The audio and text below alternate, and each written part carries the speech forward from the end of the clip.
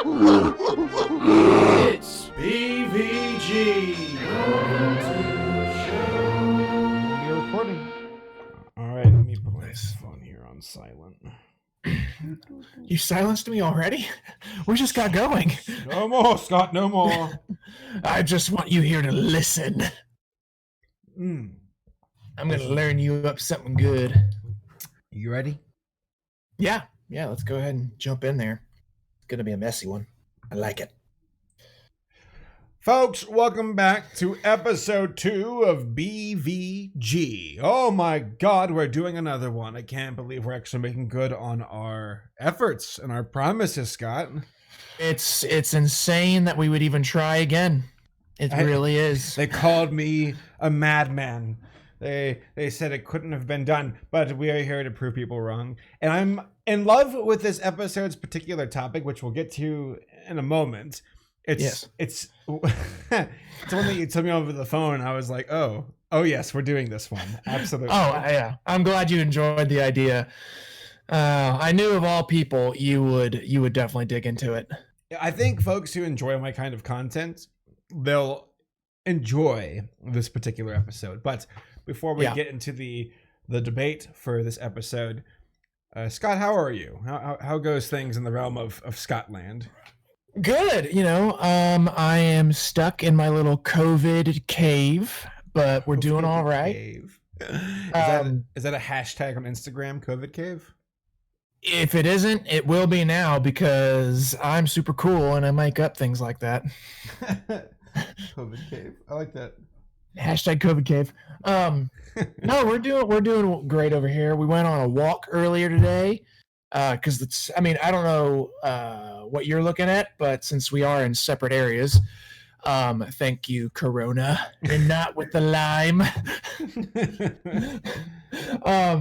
We are in a truly beautiful weather day today, so we went on a walk around the park, which was awesome. Had some fun there, and yeah, we're doing all right.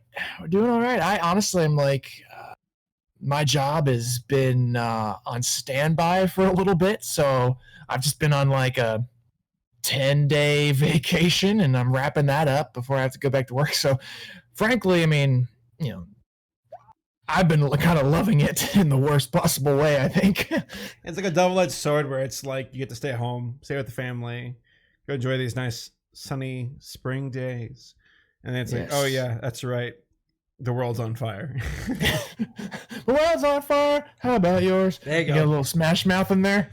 I've been working on a Shrek project, and part of it's almost impossible to divide Shrek away from Smash Mouth. So it's been dancing on my lips, that song. Oh, that sounds so sensual, sexy. Right? Yeah, it's been dancing on my lips. It's been toying me. that phrase alone is like ASMR. Dancing on my lips. Dancing, I'm gonna get some good lip cracks there. Well, I'm glad. Well, I'm glad to hear that you're rolling with the punches. Yeah, actually, I want to ask you how you've been doing, but I also have a fun question. Two roughly questions I'm going to ask you that I thought of you while I was on my walk. But first, what about? Well, let's go into you first, and then I'll break into that. Oh, I'm good. What's the question? I'm fine. Such detail. Well, I am a lucky person where I'm not very much so affected by this virus. I work at home, and I'm pretty isolated to begin with because I've been doing it for years. I've been practicing. I've been training for this moment. It's finally arrived. But it's besides going out and seeing how quiet the town is or how there's no toilet paper. That's really it. Outside of that, I'm not vastly affected, which count my blessings. Yeah. Regardless, I'm ready for this virus business to go away because I went to visit family and friends. I want to go to these conventions. A lot of that stuff I had lined up for the year have been canceled because of this silly virus and its ability to kill people. I'm saying this silly virus and how it's deadly. Yeah. Oh, actually, another fun news fact to that. Here we go, and then I'll work my way back to my my park questions. So I'm not normally much of a news junkie. It's usually just bad, and so I just kind of want to avoid some of it. But in the wake of all this stuff, I have been following the news very closely, just to get updates for, especially like my local mandates and stay in shelter in place orders and stuff. But people have been getting, I think, because everything's been so bad, people have been starting to try and actively produce news that is like more lighthearted. Yeah. And so I've been following with this local news app, and one popped up today, or it might have been yesterday actually. And so get this. So there is a couple in India, Raipur, India. If I'm saying that incorrectly, I apologize, but it's Raipur. I just don't know how to pronounce it. And they just gave birth to fraternal twins. So congratulations to them. That's awesome. I mean, during this trying time, the fact that life is coming out and not just ending is a good thing. Fraternal twins, for those of you that don't know, one is a boy, one is a girl. Interesting. They have decided to name their twins COVID and Corona. Why are humans so wrong? Right? Why are we still here? I couldn't. My jaw like just dropped when I read that. I was like, you're taking a deadly virus and naming your children after him. It. I'm like, that's weird, right? Oh, incredibly weird. Incredibly. It's so funny because I forgot what fraternal meant.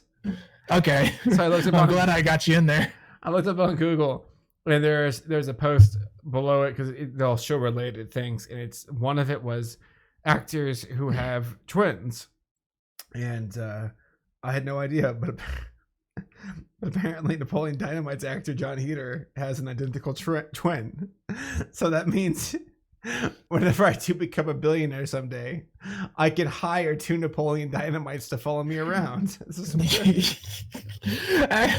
Actually, I'm glad you said that. There's a better correction to the thing. So my simple definition of fraternal was not a complete one. It's not just boy and girl. It's literally, if they're not identical, then they are fraternal. So if it's 2 boys, they can be fraternal and not identical. Same thing. I had no idea. So Luke Skywalker and Leia Skywalker. Wait, yeah, they're fraternal twins. Okay. They're fraternal twins. Yeah, because you can't really be, as far as my knowledge of the word goes, you're not really identical if you're a different gender. But somebody, if anybody out there wants to correct me, please do. I love the information. Okay, so that was the fun fact. A little weird fact, if you will. Okay, my question for you, Carver. Let me paint you a word picture. It's a beautiful spring Saturday, and you just really feel like going for a walk. You're ready to go. Right. In my case, you've got your daughter ready, your wife's ready, so we hit out there. You get in the car, you make your way to the park. As soon as you get in the car, you're like, oh, crap, I need to pee. And I forgot. Make it to the park, but fortunately, this side of the park, there's no bathrooms. So you just start walking. You're like, you know what? Maybe I'll just go away. You continue walking. You still have to pee. And so you get down to a few options that I finally see. There's 3, as best I can say, maybe 4, depending on how many you want to go with. Option 1 is somehow absorb the urine back into your body so you don't have to pee anymore. Wait, what? Yeah, I mean, not that that's a thing. I'm just saying. It's like, if there's a way to do it, I guess you could do that. Option 2, pee your pants. Option 3, get yourself arrested by just dropping trow and peeing in a public park with children around. The last one is the one that I saw, and I was like, I don't think I could bring myself to do it. And I want to ask you if you would do this. You're walking through the park, you look, you're kind of looking around, and you see a lone porta-john, just the one. And it's in a park. And would you go into a porta-john during the middle of a pandemic, a virus pandemic? Would you still go into a urinal, or a porta-john to take care of business, or you just hold it? I'm sorry, Scott. Your list of options, you said absorb it. Makes it sound like the Blob or something. Where you I know. It's just like, it's just something I thought of. I was like, maybe I could just absorb my pee back inside me. Curse you, fecal matter! I will reabsorb you into my body. I mean, I feel like a porta john is, regardless of the bathroom, I'd still be washing my hands. I check to see if there's any sanitary stations in the porta john. If there's not, then I'll leave and I won't touch my face or anything important until I get home, or until I find a stall or something that's a bit more hygienic. That being said, I wouldn't pee in front of kids, obviously. Yeah, I mean, the only question was literally like, porta johns are already pretty gross. I'm like, I avoid them anyway, but I'm like, I really wanted to avoid it during all of this. I'm like, that thing looks like I can see the corona coming off of it. The tentacles coming at you. Honest to God, whenever I use a porta john and I see like the depths of it, because you can't help but look into it when you're using it, it's like you hear that sound of like the urine hitting the toilet paper lumps, and it's like drying. Where it's like, oh yeah, it's horrible. This is my nightmare. Here's my question to you. All right, you're being chased down by a murderer. Your only escape is to jump inside a porta john and hide in the goopy nastiness. Oh gosh, would you do it, or would you be like, you know what, I had a good life, let's go? Oh gosh, I mean, it's like, is your will to live high enough? And even if it is your will to live equal to that of wanting to live with right. having done that on your conscience, on top of the diseases you probably get from being in there? The worst part is, if it was me, I'd probably jump in there because my self-preservation kicks in, but I probably still get shocked. I'd be like, like the murderer's like, oh, he's in the pooper, like just shoot me into my he'd still find you. It's like, oh, just because you're dry heaving, and then my body is just stuck in the toilet, just floating around. It's like, oh great, Steven died in a toilet. Great. Right. I gotta say, generally speaking, I would agree with you in that. I think I would just try to hide in there, because I think that my survival instinct my flight mode would kick in enough where I'd be like, just whatever, I'll just get in there. But I'm like, how do you get into a porta john toilet, like in it, without making a bunch of noise anyway? Oh yeah. Sloshing. It's not big. You probably end up knocking the whole thing over, and then you're covered in everything, and he still got you. Yeah, he just opens the toilet. Like, oh, hi. Yeah. All right. One more thing for you from this park, because I saw a gentleman that I just had to question. So we're walking, and this is a pretty classic park for people running. So we're having people run past us and so on and so forth. And generally speaking, they usually do the social distancing. We're like, they'll veer. I mean, they see that I'm walking with my wife and we're strolling our baby. So instead of making us like veer off the lane, they'll do the nice thing, and they'll social distance themselves from us by just swerving into the grass for a little bit. It's like not a big deal. This guy comes through and goes past us without doing it. And it's like, oh, well, I mean, not that I was super worried at this case, because I mean, he's just kind of blowing past, but it's like, come on, man, got a baby right here. Like, yeah, right. Why wouldn't you just take a little turn? I then notice this guy has not one, but two calf tattoos, not of baby cows, but just a tattoo on each calf of his leg, but no tattoos anywhere else. Interesting. And I just can't help but think of this guy. I'm just kind of like, you know what? This seems like something you would do. You're gonna go get two calf tattoos and not think about anything else after that. Not worry about putting corona on a baby as you run past or anything. It's like, I just don't think I trust you as a human, because you clearly are making bad decisions. So I realize that tattoos, there are people who just get tattoos and the one-off tattoo or something sentimental or whatever. But then there's tattoo culture. And I mean, I probably will get a tattoo in the future for something sentimental, but won't be something I sport. Like, here it is. That being said, there are people where it's like, it's tattoo life. and Yeah. and a very specific. Didn't Mr. Darnell did Mr. Darnell get like wings on his ankles to be like Hermes from the Greek gods? I mean, that sounds like something he would do, but I Right. don't recall. Mr. Darnell was Scott and my. Oh yeah, that's right. Vice, We need to explain who this is. our old vice principal from our school when we were growing up, and he was a very interesting character, like very interesting, like in a good way, where he's like, because there are people who are, it's like, oh, that's weird, but it's like, no, it's quirky, weird, it's kind of cute, or it's kind of charming, weird. Mr. Darnell was weird. And yeah, he really was. And it's up to the individual to decide what to do with it. I personally liked it because I thought that was a nice spice of life. But oh yeah, some folks didn't he he kept going to Barnes and Noble to read books, and then they're like, you can't just keep coming in here like a library, and they banned him. He got kicked out of multiple Barnes and Nobles.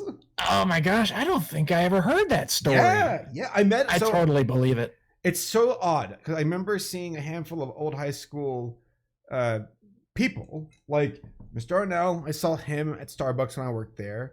I think I saw Caleb Smothers, but I didn't say anything to him. And then I saw oh gosh, it escapes me their name. But no, it's okay. So I'm gonna bring this topic up again. This is a show where we encourage tangents, and we will get to our debate, but we like to go on tangents here. And then here's a tangent for you.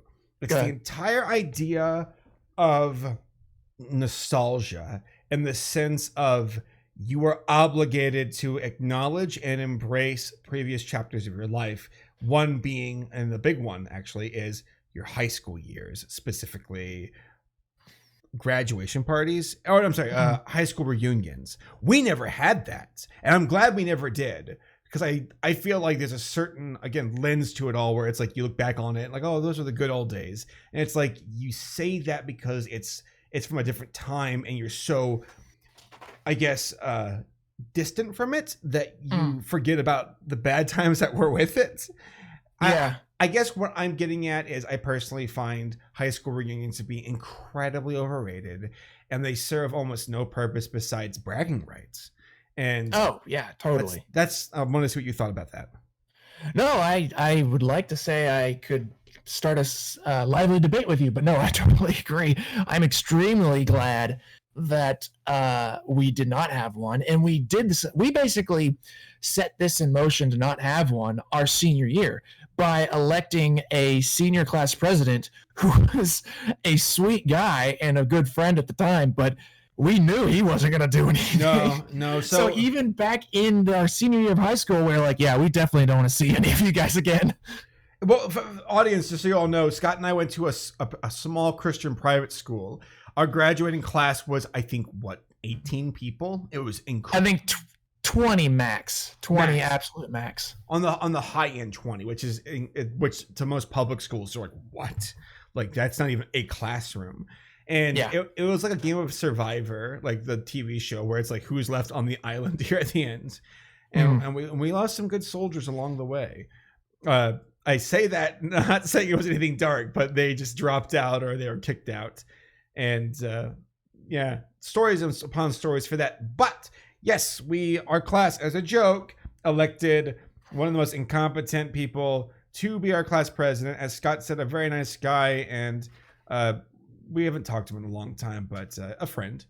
And this is a person who's not going to, like, I don't think any of our classmates, even if they were goody-goody, cared. It's almost like that was a chapter, but we're never going back to it. And I'm okay with that. I'm actually embracing of that. I'm like, good, let's move on. Like that was a temporary time of our life, as with all things, time is temporary, I guess. But until I get this blasted time machine working. But it's like, okay, that happened. Now it will stay in the past, and I'm okay with that. Yeah. No, I'm with you. I'd rather not. Like, it wasn't even so much that I didn't enjoy high school at all. I just didn't care. Like, I didn't care for it. I was glad to be, when I was done, I was glad to be done, and I didn't want to go back. Well, there are bigger and better things. Like, now you've got your family and work, but I think people who go back to reunions do it because they're, one, trying to recapture something they've lost, as in they peaked in high school and they go back to recapture it. 2, showing off and bragging in front of other folks, or 3, Yeah. desperately trying to hook up with people that you missed. And it could be a combination of all 3. But with every single point, I'm like, no, thank you. I am good. Yeah, I'm good too. I mean, circling back to bragging points, I keep thinking about old calf tattoos running past us. Is it a bragging thing? Oh yeah, absolutely. With his calf tattoos? Because I'm like, I wanted to also say, like, I totally agree with you that I got no problem with the tattoo culture. Doesn't bother me for the most part. I see some people with tattoos and I think they're awesome. I saw somebody, when I was doing my work, I went by a restaurant, and the bartender girl there had a tattoo of like a full sleeve of Where the Wild Things Are, and it looked great. It was really cool, and I loved it. I complimented her on it, and I would love to get a tattoo one day. I just don't know what yet. But this guy with just his, I'm gonna get tattoos, but one on each calf, and that's it. I'm just kind of like, what were you thinking, buddy? I will always, as long as it's consensual and no one's getting hurt, be fine with an individual doing whatever they want with their body. That is, now it comes with ground for scrutiny, and people will look, and you should be at least aware of what territory comes with what you do with your body in your life. And there's some very bizarre tattoos where, I mean, those are those folks who like tattoo their entire face. And I'm like, yeah, people are gonna look at your face because it's eye-catching and it's different. So not necessarily from a place of negative, some folks will be, but like there are some tattoos where it's like, that's poorly executed. I don't know what calf guy was thinking. I guess maybe he wants to be a subject of conversation. It's obviously doing it for us right now, but maybe not in the light where it's like, yeah, dude, calf guy, man, he's so cool. Instead, it's like, calf guy, he's kind of weird. kind of odd. I don't think those tattoos dance when he does calf raises or anything. It's just all right. I know that there are folks who get tattoos like, oh, it's my pet, or like a paw print, or it's family related. Like, here's the face of a loved one. But I think if you have an open mind and have a good tattoo artist, and hopefully it's tastefully done. That's, I guess, my takeaway of it all. Yeah, it kind of, and for me, honestly, with this particular gentleman, it kind of comes down to the placement. I'm like, I didn't even notice what it was that he got. I mean, partly because he was, I don't know, partly because he was running. I mean, he was running, so he wasn't like sticking around close enough for me to really get a good look. But it's really just the placement of it all. It's like, why there? I guess it's just as easy to hide as it is to display, which I'm like, if you're a businessman, but you have tattoos, I kind of get it. But I'm like, you could put it on your back too, I don't know. It's just, I feel like tattoos, besides what it is, placement is kind of key, because an odd place for a tattoo kind of destroys whatever it is. I've seen plenty of tattoos. Some of them were kind of cool ideas, but honestly, and maybe it's just a personal preference, but I've seen plenty of people with tattoos on their calves, and I'm like, no matter what you get, it just is weird. It's just it's an odd place to get a tattoo in my mind. It would require, I think, more expansion of the leg to aesthetically make it work for me. But hey, if someone said I did it because I like it, and I'm like, you know what, power to you. You do you. Yeah. I think I want to see somebody get a tattoo, like a whole leg sleeve, if you will, where it just looks like their leg is made out of wood. Ooh, that'd be interesting. That would be neat. I would get a kick out of that. My little sister, I think it would be a really neat, or to make it look like a robot leg. That'd be neat. Yeah, I mean, there's some folks who use tattoos also to cover up scars. I'm like, that's that seems a bit more sentimental and cathartic for them to go, the scar doesn't define me, but this tattoo does. Yeah, that guy only had 2 scars, one on each calf. You think Grandpa Lou has a tattoo? Oh golly, you know Grandpa Lou from Rugrats. Oh yeah, no, I'm just like, I'm picturing it now. I'm like, I think I even know what it is. What is it? But yes. It might be a bit of a stretch, but I think he's got a tattoo somewhere on him of one of the space vixens from that video he rented. My friend, he's got a tattoo of a space vixen on his back, and on that space vixen's chest, tastefully covering up her cleavage is the number 15. 15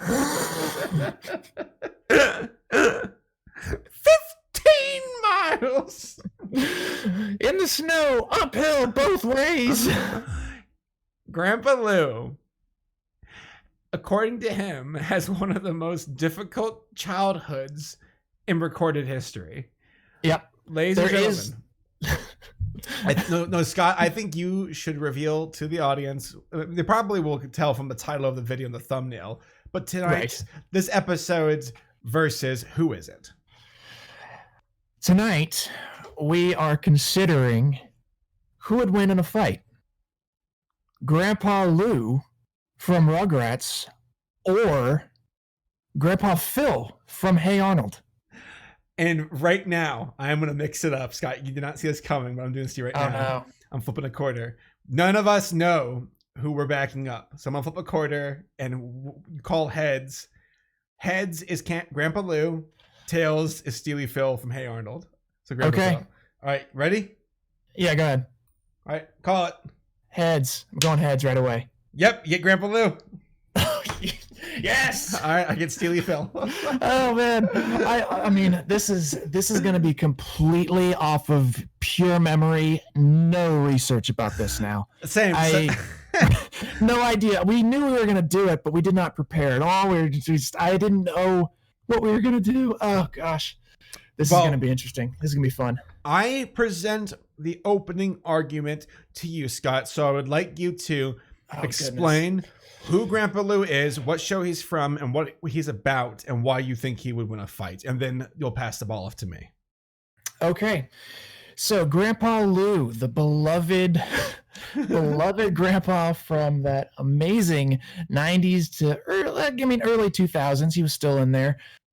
Show Rugrats, especially its high point being in the 90s, in my personal opinion. Agreed. When I grew up, Grandpa Lou, golly, to sum up his character would be difficult, but I think as I've been thinking about it, just because of the odd, like not knowing what we were going to necessarily do with it, but just knowing it was kind of coming, I picture Grandpa Lou as kind of conniving.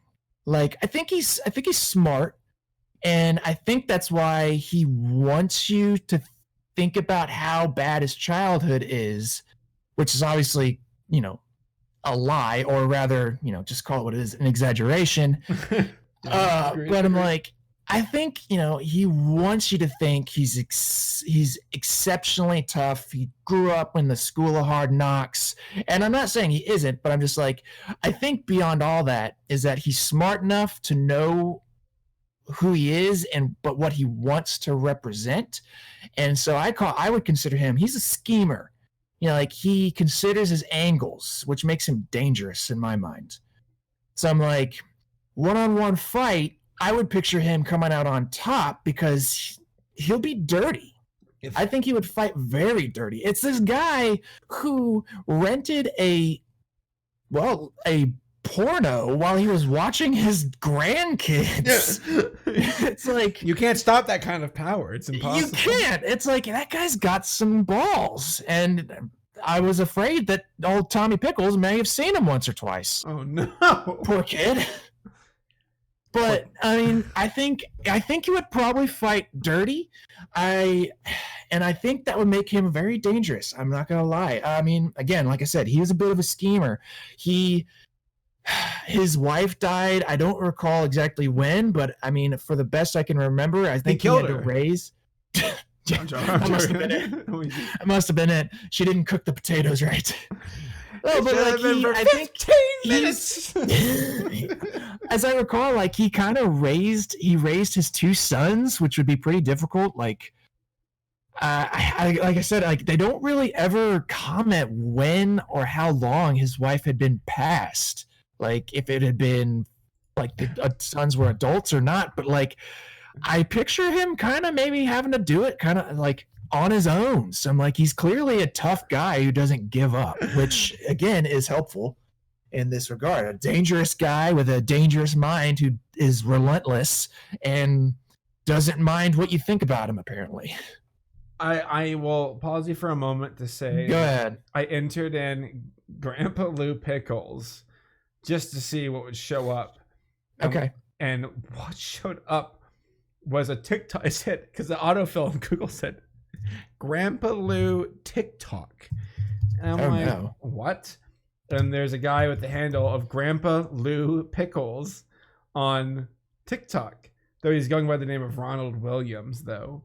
And he's got 825,000 followers. So my goodness. I don't know if it's any relation really to, of course, Grandpa Pickles, but this guy's rocking an awesome mustache and some glasses, and he actually looks a bit like an older version of it's not a funny older version of Patrick Stewart. He's already old.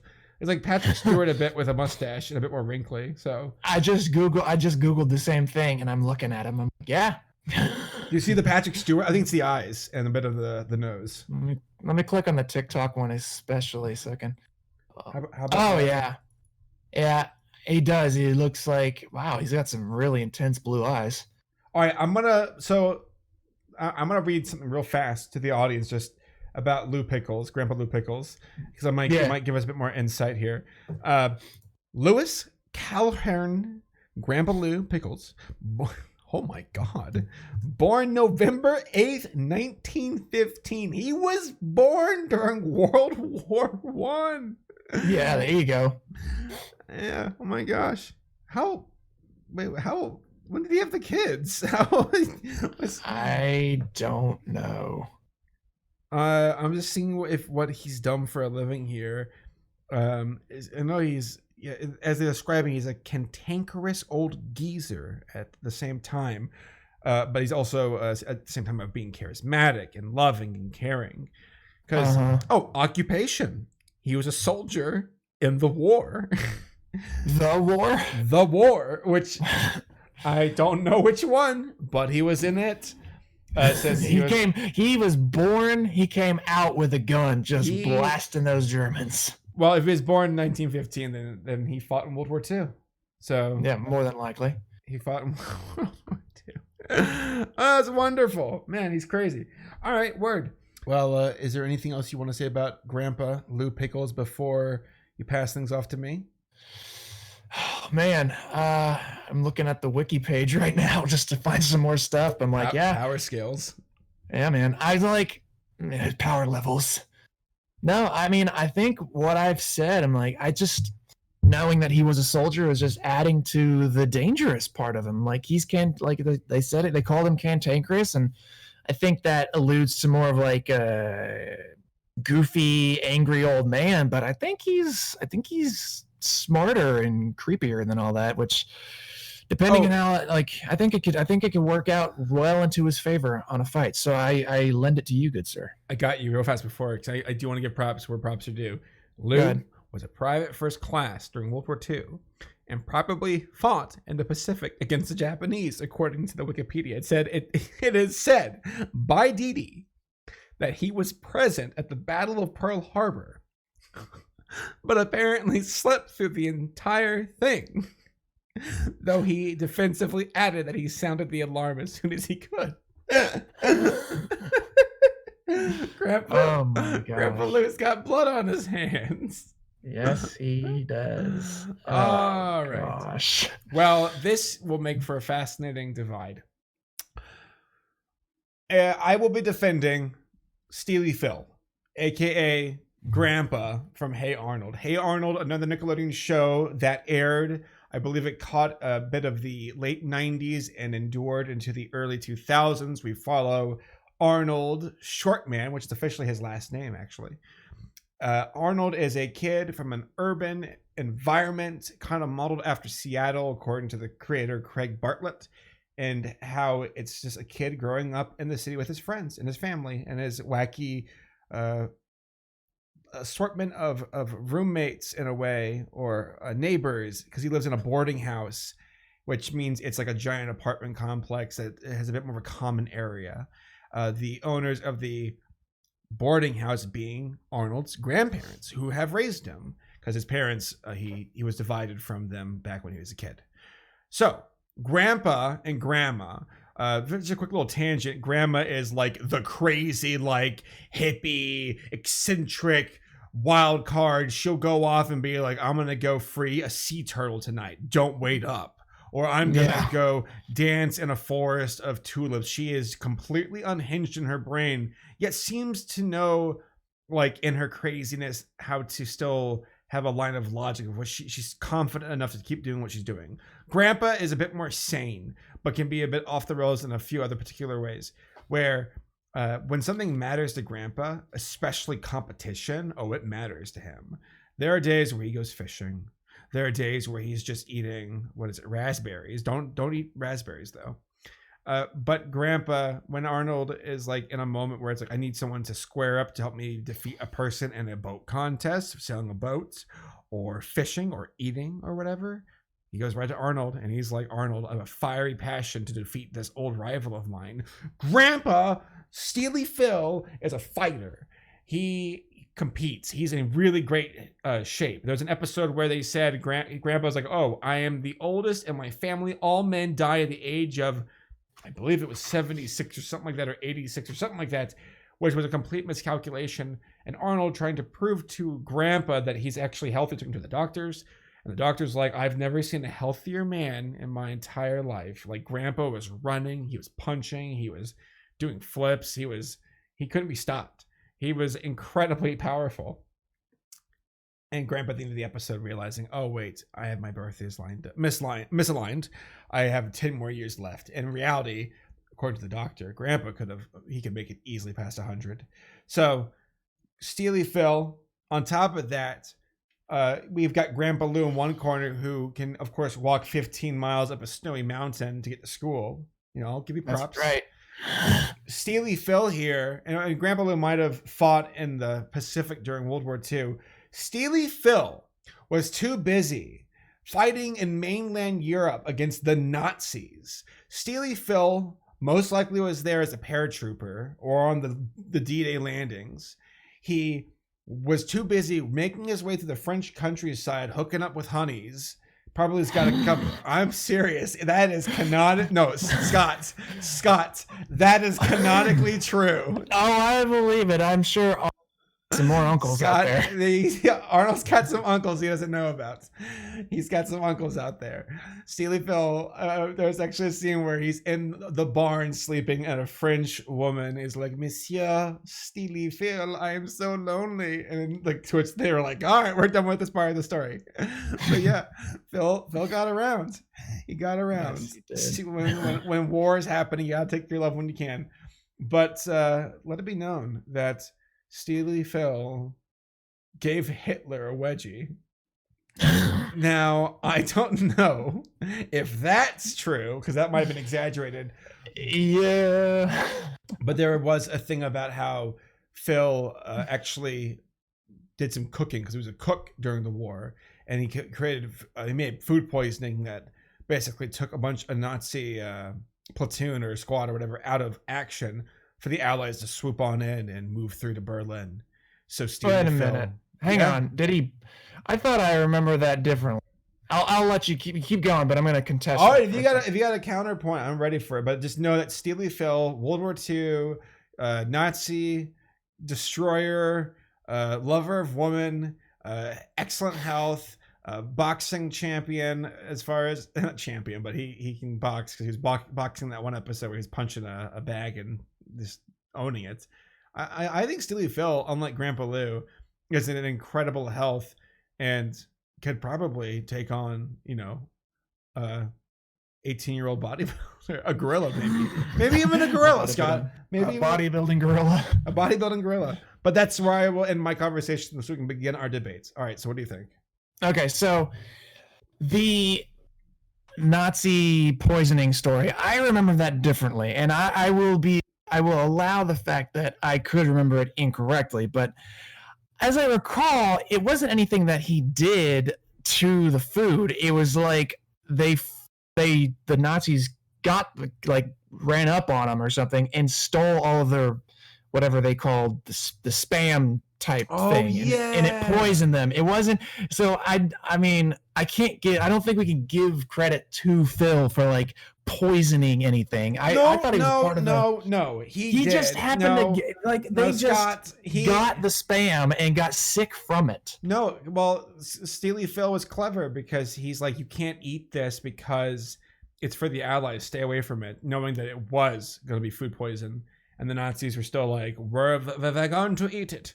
And he played a quick little reverse psychology on them. They fell for it. He didn't cook it, but he tricked them into eating it. He was driving a cargo truck of supplies that went bad. If I recall. Now I do remember the truck. I was wondering, I don't know if he was a cook, but he's definitely part of the Allied forces. Yeah, well, he's definitely part of like the motor pool, certainly. So he might have been driving. Go ahead. Try to make the best case you can. You've got more of an uphill battle than I do. I mean, my guy defeated Hitler, so I don't know what you defeated is okay. I don't. Unless I guess we all, if we have to like give, after we call everything we see in the show canon, like, then if that happened, then old Grandpa Lou, he definitely did walk uphill to school in the snow 15 miles both ways. He walked uphill both ways. It's amazing. Yes, that's how he did it. I mean, 15 miles in the snow, that's a long journey. How long would that take? Like 3 hours or 4 hours, especially for a kid? Like, it'd be a while. I couldn't say for sure, but yeah, I mean, let's just say the average, even if he was just walking, he did say walk. He didn't say road that I recall. I mean, the average human's like walking gait is like 3 feet per step, 3.5, I guess, if you're tall, give or take. But I'm like, divide 3 feet from 15 miles, and then probably do another division of like 60 to get it in like minutes and some sort of time frame. I'm sure it's a while. I'm sure it's quite a while. So Grandpa Lou's leg strength, according to him, is undeniable, where he had incredible stamina, which he probably, I mean, if it is a power skill that we can trust, I mean, that's insane. I mean, so if this is what I'll say, I'll give you that Phil completely did give Hitler a wedgie and managed to get out of the, what did they call it at the time? The wolf den alive after giving said wedgie. If that is true, then Grandpa Lou he's in great shape because he's been working out his legs for a long time. Funny enough, I think that makes it to where Grandpa Lou and Grandpa Phil both were probably born close to the same year. And that's possibly. I personally will say that I don't believe that Grandpa Lou or Phil actually gave Hitler a wedge. I think that was embellishing. But that being said, he did fight in World War II, and he was crafty enough. Phil is scarier than just being physically strong. He's insanely smart. He's clever. He rolls with the punches, and despite having moments of a bit of a mental lapse and can be over emotional whenever he captures himself, whenever he goes like Super Saiyan. I mean, I would never want to be on his receiving end. He's terrifying. That's fair. Okay, so my argument for why I think Lou take this. If you think back as best you can to what we know of him. Also, I happen to look up his wife. While it doesn't give an exact date of when he died, I'm going to shoot for some, I don't know, I guess, sorrow points or raised his own son points. He says Lou, on a particular episode, Lou reminisces on how he was left to take care of his toddler sons when she died. So my man raised his 2 kids on his own. So boom, that's some solid, that in my mind, even if it doesn't win a fight, that's some victory points right there for being an amazing dad. That's props. And okay. So what I was saying is, like, I think Lou, like, there's no doubt that we've seen that, like, you've made a good case that Phil was certainly smart, but Phil was a man who wouldn't take his own advice about raspberries. Okay. He kept eating them. to his own So destiny. I'm just saying. So Lou here, he was conniving. So I take you back to the episode of the Little Miss whatever beauty pageant, as you might recall. He's got his one granddaughter in there, competing to win the Kingfisher 9000 speedboat. And so what does he do to up his chances is he gets smart and he dresses Tommy up as a little girl to compete as well. And not only does it work, he gets in, but he does really well. So Grandpa was smart enough to do a very good job in passing this little boy, this baby boy, off as an adorable baby girl. And even though, basically, he was smart enough just to double up. That's all it was. He double tapped his chances to win. And so, sure, Tommy ended up not winning because the wig fell off and everybody saw it was a little boy. But what did he do? He's like, well, Angelica is my granddaughter. And so he still gets the boat. He still gets the boat. He makes sure he wins because he's smart. He's conniving.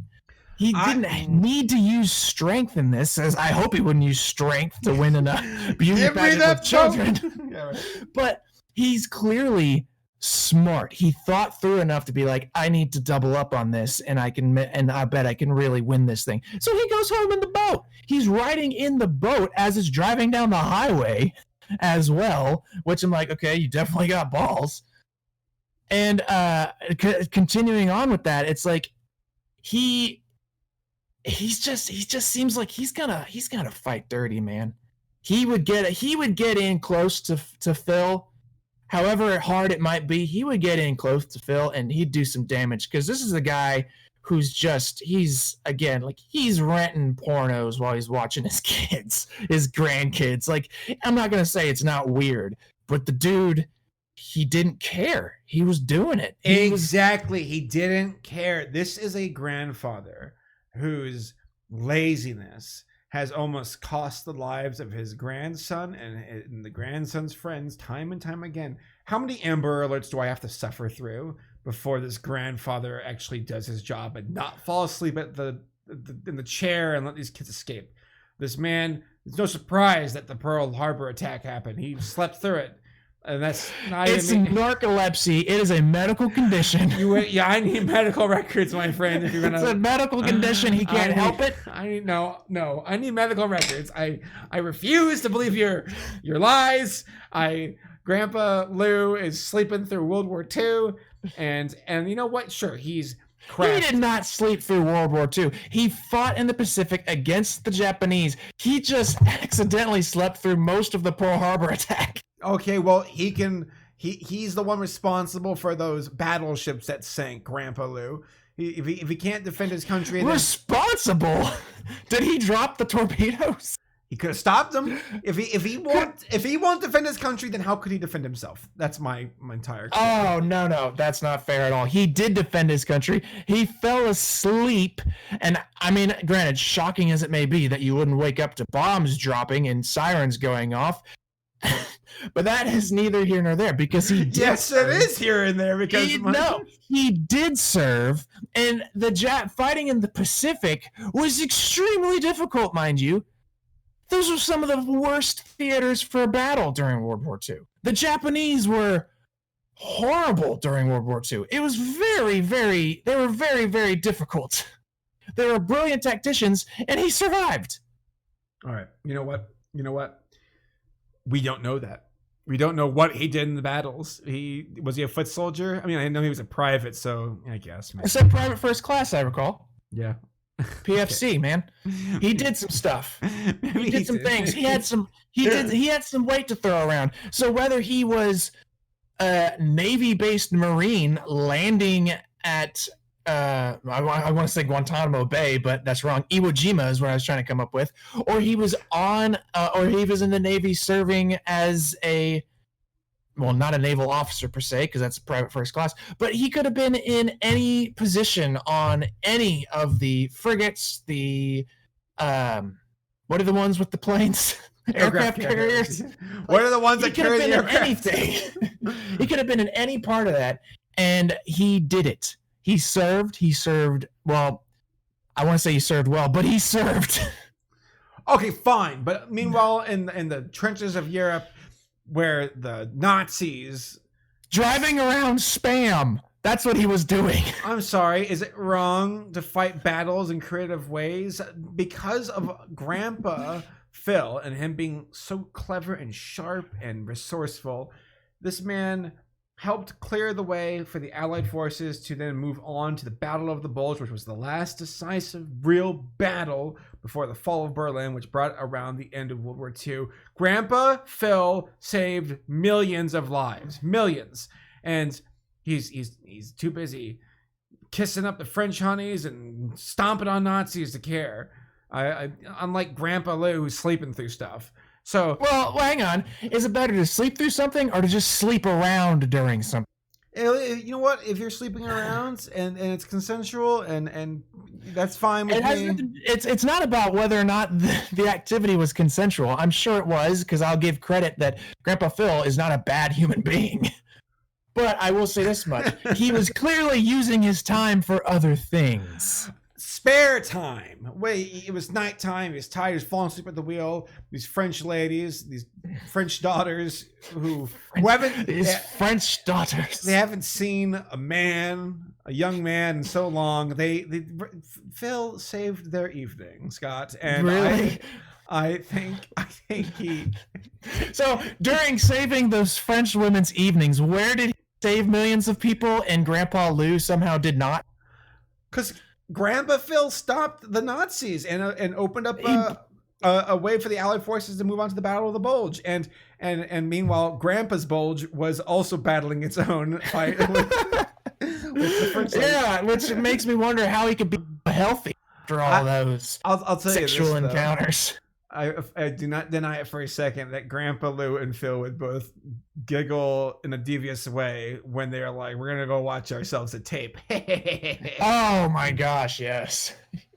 Absolutely. Well, as you recall, remember, Grandpa Phil, probably not even so differently, Grandpa Phil, there was an episode of Hey Arnold where Arnold finally learns about what happened to his parents. He kept meeting Grandpa Phil in this very private back room that only had one chair and a TV in it, I think it was. It was like, like this weird big closet. Or something like that. Yeah. I hear. So I'm like, that room might have been used for something. Well, it's even weird because it was like Space Vixens 10.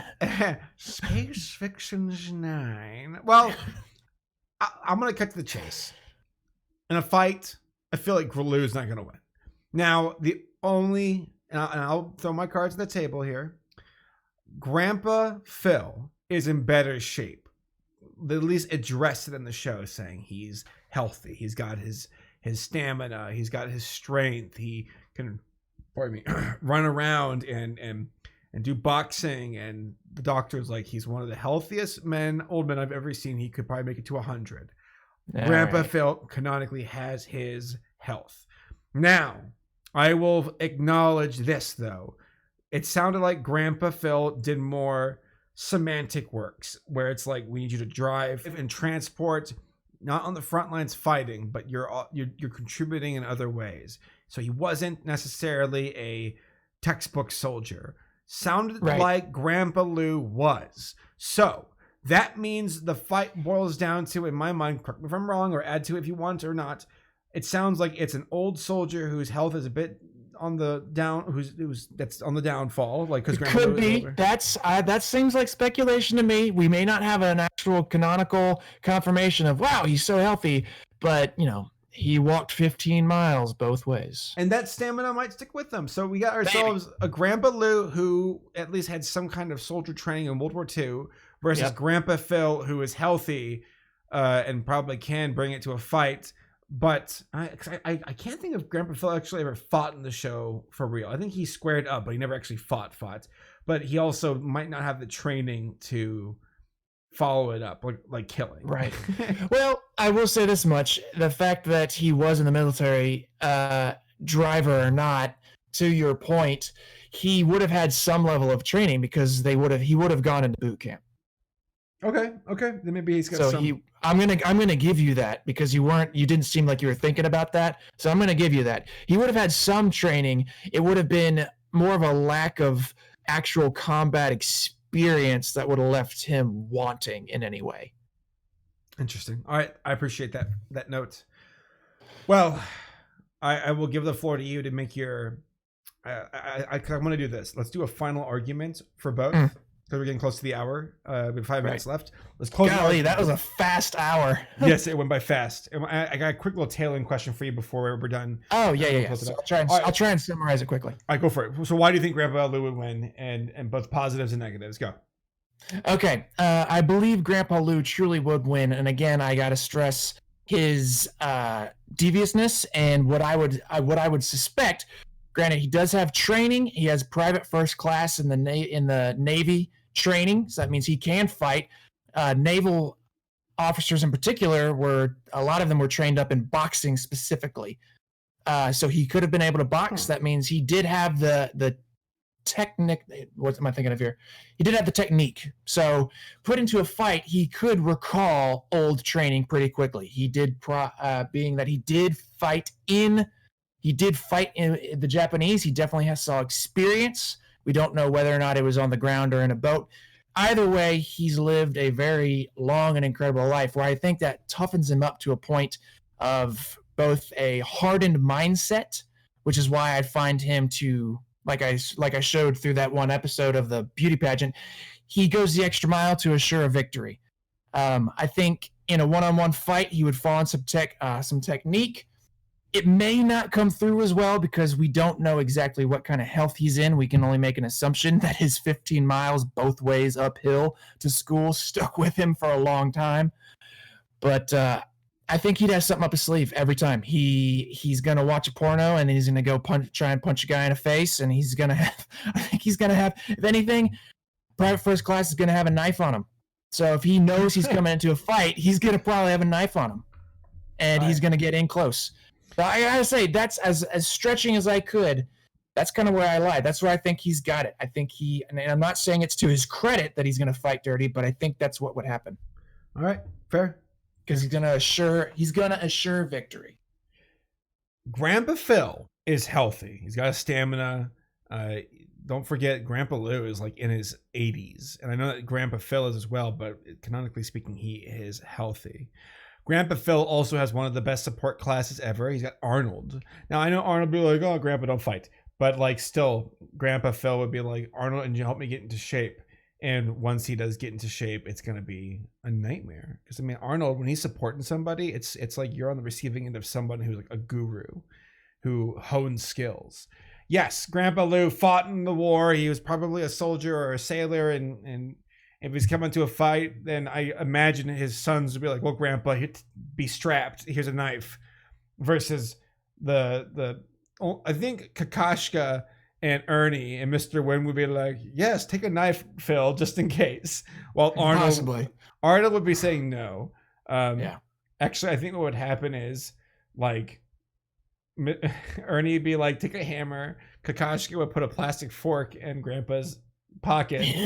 Yes. And then Mr. Wynn would be like, take a katana or something, which does that mean being racist or something, which I don't know. But I don't know. Mr. Wynn was pretty dang peaceful. That's true. Though he can get fired up, but I don't think because he was actually in Nam. Like, I think he is Vietnamese. Yeah. But that all being said, I think this will be an interesting fight. I present this question to the audience. We'll put out a vote in the comments and see what people say, and then when we return next time, then we will see what you all have to say about it. We kind of want to, it'd be cool to follow up each episode by addressing what people thought in the last one with what they consider to be the winner. So yeah, with that being said, did you have any more you wanted to add to that voice crack? To your final argument? No, I think that's it.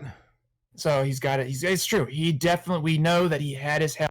And we've seen him in a form of action when he was like training to square up against some other old guy or something like that. I feel like I can see it in my mind, but I don't remember what actually happens in the episode. I can't recall either, but I think it happens. So, Grandpa Phil, don't trifle. Grandpa Lou. Oh, actually, There was a fight. I remember he did get into a fight. Remember the sailboat episode? Okay, with the rich snobby guy? Yes. Well, then they fight temporarily, and then it kind of like they started throwing fists, and then the grandson and Arnold were like, "This is stupid," and walked away. Yeah, and they were like fighting in the water. They like rolled around and got into the pond and started like beating on each other. They're like dunking each other under the water and everything. Rex Uppercrust the Third or something like that, or something. That sounds right, but that also just might be a rich guy name in general. All I know is that the voice of the rival, he was Tony J, which is Frollo from The Hunchback of Notre Dame, and that there was another episode where I think it was like there was like the British versus the Revolution with like catching a pig or something. It was weird. But yeah, that's where I stand. I think Phil would win it just from his physical prowess, and Lou, being the old geezer that he is, who falls asleep all the time, ouch, would get stabbed. So that's what I thought. He's just drawing you in. He's playing possum, and then he's gonna get you. 15 bullets. Right. All right. What's this question you got for me, brother? Who would win in a kickball or a baseball versus the kids from Hey Arnold versus the kids from Recess? Baseball or kickball? Let's do kickball, actually. Oh, well, kickball, we only have ever seen Recess kids play kickball, and they got Vince, who crushes that freaking kickball every time. All right. How about football then? Football. I think we'd have to give it to who was the option? Was it the Hey Arnold team? Hey Arnold. So the fourth graders versus the fourth graders. Is that what they were? Yeah, I think they were fourth graders. Yeah, that sounds right. For football, I'd have to give it to the Arnold team. They were tougher. Do you remember that football episode? Like they were like wailing on each other. They were dying in the mud. It was rough. I think the problem with it is that TJ and Spinelli, of course, are good support class, and Vince carrying the team. But Gus, Mikey, and Gretchen, they'd be kind of worthless, except for Mikey being a human wall. That's it. Yeah. Everybody I don't know. I'm like, they'd always position him on like first because he's huge and he catches everything. And I don't know. I think you're right. I think generally speaking, you're probably right. But we only ever see one team play kickball and one team play baseball or football. So I'm like, hey, kickball's its own thing, man. Spinelli's got those massive boots that would send those balls flying. Hear me. I got something for you. So I watched Recess on YouTube because it was all uploaded there like about a year ago or so. And I discovered that the Recess fandom despises Mikey. They hate him.